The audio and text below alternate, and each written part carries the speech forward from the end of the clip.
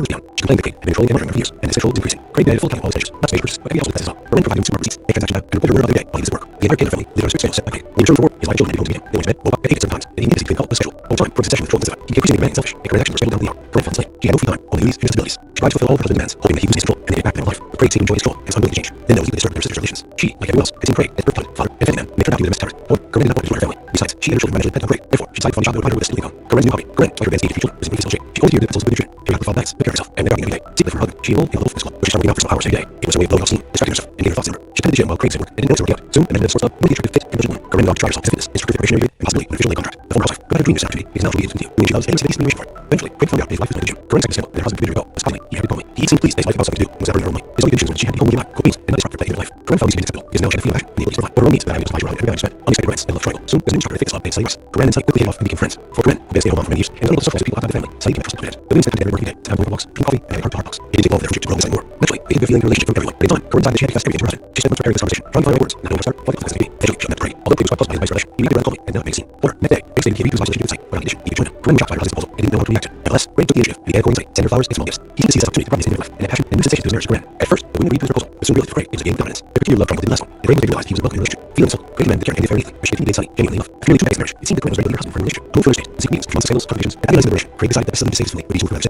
He began looking for a new job, sending out business, and soon landed a position and wanted to work for a large company in Columbia, Missouri, a city neighboring Kansas. Craig believed that his wife's moved to another state and her affair would settle, and their family life would return to normal. If you're intrigued so far, give this video a thumbs up. It really helps more people find this story. The move in the summer of 2008 proved difficult for Fetty, as they children had to change schools, making friends, and just a life in a new city. Although the family lived well off, Craig's salary as a musician seemed double earned effort. However, with more responsibilities and more hours on the job, Corinne naively thought he got to study on advice life for good, but he was wrong. Corinne and Sally continued to communicate regularly, exchanging calls and texts in a meeting secret. They would drive to halfway and spend hours on the roadside without before turning home. By then, Corinne, married with him, she no longer loved her husband, and divorce was only a matter of time. These secrets continued until December 2008. That New Year's Eve, the family returned to their hometown to visit family and friends. Sally was also present at this party. Corinne and Sally behaved okay first, simply exchanged greetings. However, as the party progressed, and putting influence alcohol, he seemed to forget social norms. The love several, holding hands, exchanging blessings, and some best in coffee. Craig wasn't just angry, he was serious. Corinne had intimidated him from dozens of former friends and quarters, making her feel public. Craig made a Sunday party, early attacking life in Sally, and made Craig so recommended from the party. When he lost control of himself, he grabbed her by the shoulders and shook her with such force that her breast went. He then slapped her, causing her to stumble and fall, being her head hard. Before Sunday harassment, after returning home, the conflict did not subside, and if they later, Corinne told Craig she was leaving. She initiated no proceedings and demanded to stay at the At first, Craig tried to apologize and keep the family safe children and offered to give their marriage another chance. However, Corinne was adamant in obtaining a divorce. Craig then began calling mutual friends about this, saying that to talk to Corinne and this not a big family to save them. Despite his efforts, she firmly told him that she was leaving for Sunday and was naturally happy in her marriage. In the early spring of 2009, while they still living on the same roof, another argument began, including some physical violence for the first time since the New Year's Eve party. Corinne reported him to the police and he was arrested. However, at his speech, he claimed that his wife was terrible, and he only told the calm down because the bruises on her arms. After this incident, Corinne, without even for an official divorce, took the children and moved out. For Craig, it was a serious blow, but even more, he was angry when he learned that his daughter sighted his mother, saying that for the first time in a long time, his daughter happy. He saw this as a betrayal and refused to communicate with family and Lauren, only called Sean and taking him with him on weekends while legally ignoring his daughters. Meanwhile, despite ongoing divorce proceedings, Craig still hoped his wife would change her mind and come back to him. He was jealous, tried to control her, and followed her everywhere. He watched her house, followed her around town in a rental car, trying to remain unprotected, and he tried to set up a camera in her house when no one was there. Naturally, all of this took time and effort to Craig his sacrifice work. First, he took vacation, and he came to music, and again, he started work with explanation. This rapid behavior led to his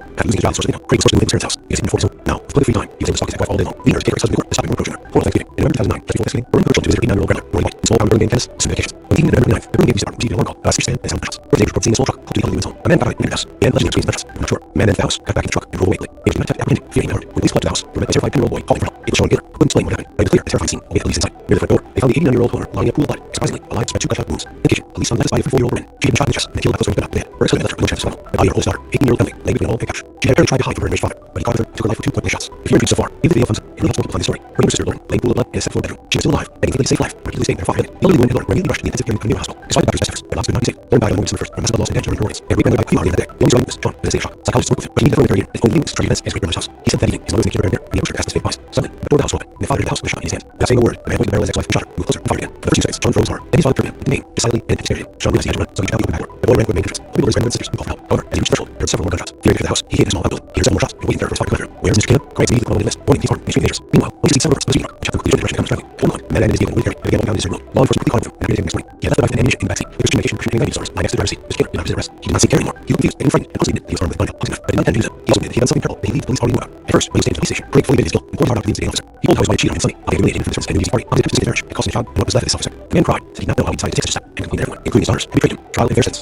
Craig's trial began December 22nd. The defendant was advised by a lawyer, House Heaney, began his confession, blaming his mental illness and insanity. He was his only option to avoid the defendant from murder for 4 people. He tried to convince the court that his wife was a psycho psycho state after his wife left him for love. His children sided with mother, lost his job, and was forced to move back to their parents' home. All of these factors contributed to break down, lawyers said, and Mr. Caleb admitted the crime while insane, not realizing what he was doing. Prior to 1995, there was a new law that allowed criminals to leniency by pleading insanity. However, in Kansas, the crime was committed and the trial took place. That law was appealed. Furthermore, the prosecution found that Vincent insanity or fictive stake in Craig's actions. Only cold calculation. He purchased guns and ammunition in advance, went to the White House, knowing his entire family was there, and shot each victim just, leaving no chance of survival. However, he lived to spare his son Sean, allowing him to escape. In August 2011, the man was found guilty of all counts and sentenced to death. Sean, who was 12 years old at the time, testified finding he said he did not wish to stop death as he was the only person alive left. This numerous appeals to Craig and his enemies, verdict remained unchanged. As of today, Mr. Caleb is still in prison and continues to be having reviewed, and the death sentence returned. As for Sean, after the death of his mother and sisters, he was officially in custody by his veteran grandmother. He is now an adult, finished school, receiving education, and has decided to stay and work in his own state. Thanks for watching, guys. Subscribe to the channel, and also don't forget to click the bell. There are many shocking stories ahead. If you're intrigued so far, give this video a thumbs up. It really helps more people find the story. In the world same country, only expected murder, but in 2018, everything changed. The Cole family case, Ken Scully justified by her sister. In 1895, Kansas passed a law stating that if offender could not promulgated, crime could not delay action on his disorder, making him liable to escape direct from home. This law was passed because almost every criminal Across the trial, tried to avoid punishment, claiming that he was not in control of his actions, or there would be life consequences because of the disorder. The head of the happy and large family tried to use his insanity defense of responsibility for the justice he committed. However, he was found safe. Psychologists believe that the attack was motivated by jealousy, rage, and the desire for revenge against the ex-wife who left him, and the daughter's suicide and murder. Unfortunately, such crimes motivated by jealousy and a pathological desire for revenge are common worldwide phenomena. According to statistics, people account for when 8 crimes committed. Excessive suspicion, insecurity, excessive need to control a partner, a person, and obese, who does not spare because his own children. The story of the Cole family.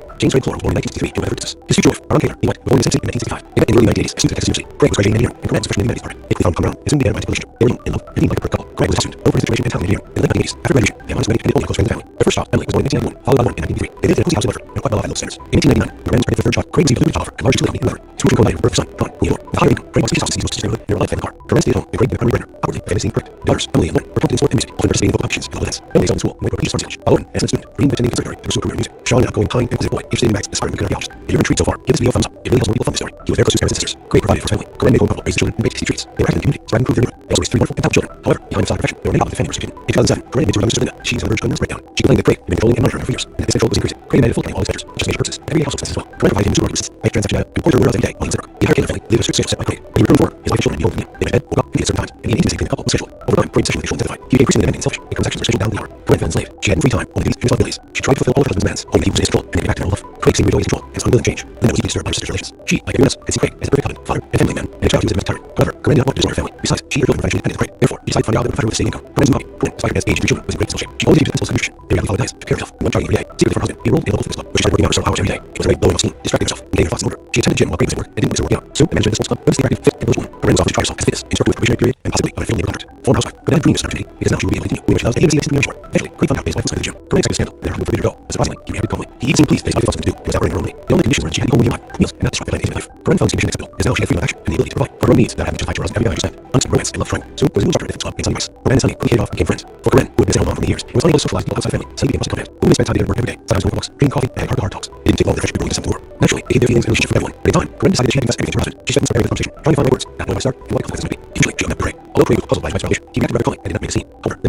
Corinne was shocked by her husband's proposal and didn't know how to react to it. Nevertheless, Craig took the initiative and began going to Sunny, saving her flowers and smokes. He seemed to see it as an opportunity to widen his intimate life and add passion and new stages of his marriage to Corinne. At first, the women agreed to his proposal, but soon realized for Craig it was gaining confidence. The peculiar love triangle didn't last long. Craig was made to realize that he was unwelcome in the relationship. Feeling insulted, Craig demanded care and family, but she continued to Sunny genuinely love. After nearly 2 decades of marriage, it seemed Corinne was ready to leave her husband for a new relationship. A move to another state. In secret meetings, through months of sales, contributions, and aggressive liberation, Craig decided that solution to his family would be to move to another state. He began looking for a new job, sending absence, and soon landed a position that would make for a large company in Columbia, Missouri, a city near Kansas. Craig believed that his wife's move to another state would have her family, and their family life would return to normal. If you're intrigued so far, give this video a thumbs up. It really helps multiple find the story. The move in summer of 2008 proved helpful to the family, as the children had to change schools, make friends, and adjust to life in the new city. Although the family was already well off, Craig's salary at his new position was nearly double what he earned in Bedford. However, with more responsibilities and more hours of job, Craig naively thought he had cut savings by his wife for good, but he was wrong. Corinne and Sunny continued to communicate regularly, exchanging calls and texts and meetings. They would run a pathway and spend a couple hours at a roadside hotel before returning home. By then, Corinne and her marriage resumed. She no longer loved her husband, and divorce was only a matter of time. These secrets continued until December 2008. On that New Year Eve, the Taylor family returned to their hometown to visit family and friends. Sunny was also present at this party. Corinne and Sunny began to love each other, so exchanging greetings. However, as the party progressed and under the influence of alcohol, it seemed to forget about social norms. The lovers assembled, holding hands, exchanging longing glances, and some even coffee kissing. Craig was just angry. He was furious. Corinne and Sunny continued to him in front of dozens of former mates, friends, and coworkers. Even her fair couple. Craig made a scene at the party, brutally attacking his wife and Sunny. They raped Craig, forcibly dragged Corinne away from the party. On the way home, he lost control of himself. He grabbed her by the shoulders and shook her with such force that her breast ripped. He then slapped her, causing her to stumble and fall, hitting her head hard. Divorce and pain harassment. After returning home, conflict did not subside, and a few days later, Corinne told Craig that she was leaving him. She initiated divorce proceedings and demanded custody of the children. At first, Craig tried to apologize, begging to keep the family with the sake of children, and offered to give their marriage another chance. However, Corinne's adamant and paying the divorce. Craig then began calling their mutual friends and relatives, asking to talk to Corinne, and consider not break the family. Same with him. Despite his best efforts, he firmly told that she was leaving Sunny and was never truly happy in their marriage. In the early spring 2009, while they were still living in the same roof, another argument began, and Craig resorted to physical violence for the first time since the New Year's Eve party. Corinne reported him to police and he was arrested. However, at this station, he claimed that his wife was hysterical, and he only held her tightly to calm her down, which caused bruises on her arms.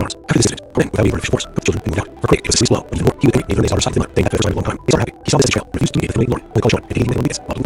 Meanwhile, despite ongoing divorce proceedings, Craig still hoped that his wife changed her mind and come back to him. He's jealous, tries to control her and follow her everywhere. He watched her house, followed her around town in a car, trying to remain undetected, and even tried to set up a camera in her house when no one was there. Naturally, all this time mattered, so Craig had sacrificed work. First, he took a vacation, then he claimed he was sick, and in the end, he just started skipping work without explanation. This reckless behavior led to his resignation. After losing his job and sourcing income, Craig was forced to move into his parents' house because he couldn't afford his own. Now, with plenty of free time, he was able to stop his sacrifice all day long, leading her to take actions in court to stop him from approaching her. For Thanksgiving, in November 2009, just before Thanksgiving, Corinne took her children to visit her 9-year-old grandmother, Dorothy White, in a small town Burlingame, Kansas, to spend vacations. In the evening of November 29th, the Burlingame police department received an alarm call about a suspicious man and sound of gunshots. Dorothy's neighbors reported seeing a small truck pull up to the elderly woman's home. The man got out and entered the house. They then allegedly heard screams and gunshots, but were not sure. The man then left the house, got back into the truck, and drove away quickly. They were attempted to apprehend him, feeling armed. The police pulled up to the house. They were met by a terrified 10-year-old boy calling for help. It was Sean Taylor, who couldn't explain what happened, but it was clear that terrifying scene awaited police inside. Near the front door, they found the 89-year-old homeowner lying in a pool of blood, and surprisingly, alive despite 2 gunshot wounds. In addition, police found the lifeless body of 44-year-old Corinne. She had been shot in the chest and killed by a close-range gunshot to the head. Her ex-husband had left her with no chance of survival. The body of her oldest daughter, 18-year-old Emily, lay between all and the couch. She had apparently tried to hide from her enraged father, but he caught up with her and took her life with 2 big shots. If you're intrigued so far, give this video a thumbs up. It really helps more people find this story. The younger sister, Lauren, lay in a pool of blood in a second-floor bedroom. She was still alive, being fakely sick for life, and repeatedly stating that her father had died. Elderly woman Lauren were immediately rushed to the intensive care unit of the hospital. Despite the doctor's efforts, her lives could not be saved. Lauren died on the morning of December 1st from massive blood loss and damage to her internal organs, and her great grandmother died a few hours later that day. The only surviving witness, Sean, was in a shock. Psychologists spoke with him, but he needed further interrogation as the only living witness to the tragic event at his great grandmother's house. He said that evening, he was going to the kitchen right there, and he approached her gas for his baked pies. Suddenly, the back door of the house swung open. and then fired close with a shot in his hands. Without saying a word, the man looked at the barrel of his ex-wife and shot her, then moved closer and fired again. The first few steps, Sean froze in horror. Then he saw her turned him, but in-game, decidedly and intensely. Sean realized he had to run, so he jumped out the back door. The boy ran to a main entrance, pulled alerted his grandmother and sisters, and called for help. However, as he reached the threshold, he heard several more gunshots. Fearing to enter the house, he hid in a small outbuilding. He heard some more shots, and waited in terror for his father to come in. Where is Mr. Kim? Craig immediately put on one of this, then came to the court and extremely dangerous. Meanwhile, police received some reports of a speed truck, which helped them quickly return to Australia. At one point, the man abandoned his vehicle and began down his road. Law enforcement put upon them and apprehended him the next morning. He had left rifle and ammunition in the backseat. The description of depression and anxiety was lying next to the driver's seat. The killer did not distress. He did not see the killer anymore. He looked confused and even frightened. Once he admitted he was armed with a gun and a knife. Did not intend to use them. He also admitted he had done something terrible. He believed the police already knew about it. At first, when he was taken to the police station, Craig fully admitted his guilt and police hired out the investigating officer. He told how his wife had cheated on him with Sonny, how they had humiliated him in front of friends and knew he was how he to save his image, and his job, and what was left his self-set. The man cried, said he did not know how he had taken such a step, and blamed everyone, including his honors, who betrayed him. Trial fair sentence. Craig's trial began his again. The defendant, who was advised by lawyer Tassini, recanted his initial confession, laying his actions on mental illness and insanity. It was his only option to avoid the death penalty with the murder of 4 people. He tried to convince the court that he was in a difficult psycho-emotional state after his wife left him for a lover. His children sided with their mother. He lost his job and was forced to move back into his parents' home. All these factors contributed to the breakdown, the lawyer said, and his regret made the crime on the scene, realizing what he was doing. Prior to 1995, it was the law that criminals leniency up to insanity. However, in Kansas, with crimes committed, they filed a place, that law was repealed. Furthermore, prosecution found no evidence of insanity or for safety during his actions. Only cold calculation. He purchased guns and ammunition in advance, went to the White House, knowing his entire family was there, and shot each victim twice, leaving no chance of survival. However, he lured serious son Sean, allowing him to escape. In August 2011, the man was found guilty of all cuts and sentenced to death. Sean, who was 12 years old at the time, testified fighting guilty. He said he did not read his father dead as he was in the close life left. Despite numerous bills like his attorneys, for it to remain unchanged. As of today, his case is still in prison, and continues to have case reviewed and has sentenced overturned. As for Sean, after the death of his mother and sisters, he was officially taken into custody by a grandmother. He is now an adult, has finished school, received an education, and has decided to stay and work in his own state. Thanks for watching. Subscribe to the show, and don't forget to click the bell. There are many shocking stories ahead. If you're interested so far, give this video a thumbs up. It really helps more people find the story. In the world's country, filming second murder. By 2018, everything changed. The Clore family case. In the crime justified by nurse disorder. In 1995, Kansas passed a law stating that if an offender committed a crime could not limit his actions on mental disorder, then he able to distinguish right from wrong. This law was passed because almost every criminal who brought the trial tried to avoid punishment by claiming he was not in control of his actions or did not realize consequences because of mental disorder. The head of the unhappy Clore family tried to use insanity as a defense to avoid responsibility for the atrocities he committed. However, he was found innocent. Psychologists believe his actions were motivated by jealousy, rage, and desire for revenge against the ex-wife who left him and the daughters who split their mother. Unfortunately, such crimes motivated by jealousy and intellectual desire for revenge are common worldwide phenomenon. According to statistics, these only account for 1 in 8 crimes committed. Excessive suspicion, insecurity, and a sleep controlled partner can turn a person into a beast is necessary to raise young children. Story of the Clore family. James Craig Clore was born in 1963 in Leavenworth, Texas. His wife, Ron Taylor, White, was born in Sin City in 1865. They met in the early 1880s as students at Texas University. Craig was graduating in engineering, and Corinne was a freshman in the humanities department. They quickly found common ground and soon began a romantic relationship. They were young, dumb, and seemed like a couple. Craig was a student, known for his information and technical engineering. In the late 1980s, after graduation, he had a house wedding and difficulty with his friends and family. Their first child, Lily, was born in 1991, followed by Lauren in 1993. Then they had a cozy house with her, and Craig loved at little standards. In 1999, when Corinne was pregnant for their third child, Craig was able to child for a large utility company. However, his decision coincided with the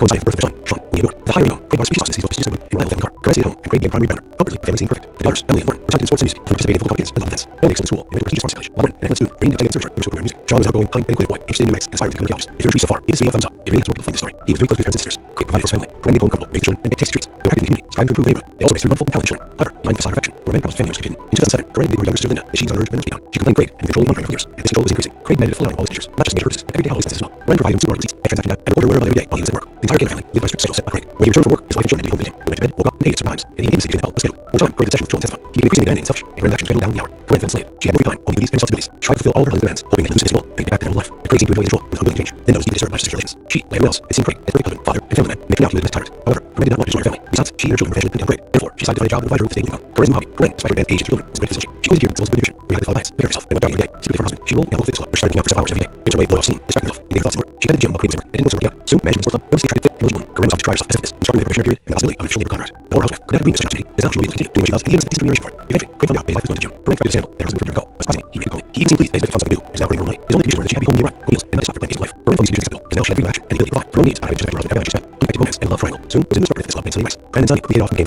she spent. Unexpected romance and love triangle. Soon, was in the structure of this love made Sunny nice. Brandon and Sunny quickly hit off and became friends. While Corinne, who had been a stay-at-home mom for many years, was unable to socialize with people outside the family. Sunny became a trusted confidant. Women spent time together every day, sometimes on walks, reading coffee, and had heart-to-heart talks. It didn't take long for the friendship to grow and grow more. Naturally, they hid the feelings and relationship from everyone. In time, Corinne decided that she had to do the best for everything to her husband. She spent months preparing for this audition, trying to find the right words, not knowing how to start, and what consequences might be. Eventually, she opened up to Craig. Although Craig was quite puzzled by his revelation, he reacted rather calmly and did not be seen. However, the next day, Craig stated that he reached his wife's relationship with Sunny, and in addition, that he could do it. Corinne was shocked by her husband's proposal and didn't know how to react to it. Nevertheless, Craig took the initiative and began courting Sunny, sending flowers and small gifts. He seemed to see this as an opportunity to meet his intimate wife, and passion and new sense of marriage to At first, the women agreed with the proposal, but soon realized that Craig was gaining confidence. The particular love triangle did not long, and Craig realized that it was not what they relationship. Feeling insulted, Craig demanded to turn Henry for immediately. She agreed to date Sunny, changing love. After nearly 2 days of marriage, it seemed Corinne was waiting for her husband for a new relationship. Moving relationship, his convenience, after months of scandals, contradictions, and agonizing liberation, Craig decided that the best solution to his family would be to move from their state. He began looking for a new job, sending out resumes, and soon landed a position as a water for a large company in Columbia, Missouri, a city near Kansas. Craig believed that his wife moved from the state would enter a fair and safe, and their family life would return to normal. If you retrieve so far, give this video a thumbs up. It really helps more people find the story. The move in the summer of 2008 proved difficult for the family, as Lily had to change schools, make new friends, and initiate life in a new city. Although the family was already off, Craig's salary as a new position was nearly double he earned there. However, with more responsibility and more hard job, Corinne naively thought he had cut Sunny out of his wife's life for good, but he was wrong. Corinne and Sunny continued to communicate regularly, exchanging calls and texts to meet in secret. They would try to meet halfway, and spent a couple hours in a roadside hotel before returning home. By then, Corinne knew her marriage was due. She no longer loved her husband, and divorce was laying down her town. These secrets continued until December 2008. On that New Year's Eve, the Taylor family returned to their hometown with the family and friends. Sunny was old president spring. Corinne and Sunny gave love givers, simply exchanging greetings. However, as the party progressed and under the influence of alcohol, he seemed to get social norms. The love was inseparable. Holding hands, exchanging white lenses, and some guests left the kiss.